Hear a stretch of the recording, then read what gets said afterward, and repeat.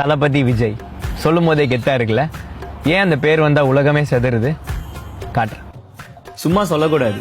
வந்தாரு, சினிமாவை ஆண்டாரு, கிளம்பிட்டாரு. கூட்டம் செய்யறதுன்னு சொல்றீங்களே, அதுக்கு காரணம் 30 வருஷம்.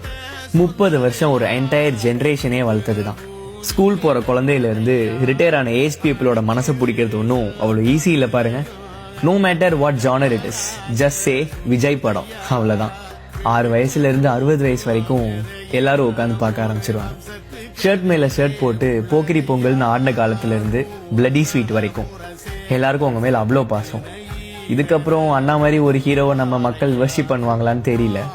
பசங்க பொண்ணுங்களுக்கெல்லாம் ஒரு அண்ணனா, தாய்மார்களுக்கெல்லாம் ஒரு பிள்ளையா, ஏஜ் பீப்புளுக்கெல்லாம் ஒரு பேரனா, எல்லாரும் நினைச்சது ஒன்றை மட்டும்தானா. மனுஷன் சிங்கம் மாதிரி அப்படியே அந்த ஸ்கிரீன்ல வந்து நிக்கிறப்போல அந்த கண்ணு, அந்த நடை, அந்த ஆரா, அவரோட டான்ஸ், ஃபைட்டுன்னு வர்றப்போ அந்த கூஸ் பம்ப்ஸ் இருக்கே, இனி நீ போயிட்டா என்னால அப்படி ஃபீல் பண்ண முடியுமான்னு தெரியலண்ணா. அந்த ஆளு சினிமாக்கு என்னதான் ஏன் பண்ணல? ஒரு மனுஷன் இவ்வளோ எஃபர்ட்லெஸ்ஸா சாமியா டான்ஸ் ஆட முடியும்னு காட்டினதே நீ தானண்ணா. இப்போ வேணா எல்லாரும் வேற வேற ஹீரோஸோட ஃபேன் ஆகிருக்கலாம், ஆனா சின்ன வயசுல எல்லாருமே அண்ணாவை ரசிக்காம இருந்திருக்கவே மாட்டாங்க. அவர் ஸ்கிரீன்ல வந்தாலே லாபம் தானே. அது பாக்ஸ் ஆஃபீஸா இருந்தாலும் சரி, ப்ரொடியூசரா இருந்தாலும் சரி, தியேட்டர் ஓனர்ஸா இருந்தாலும் சரி, நம்மள மாதிரி ஃபேன்ஸா இருந்தாலும் சரி.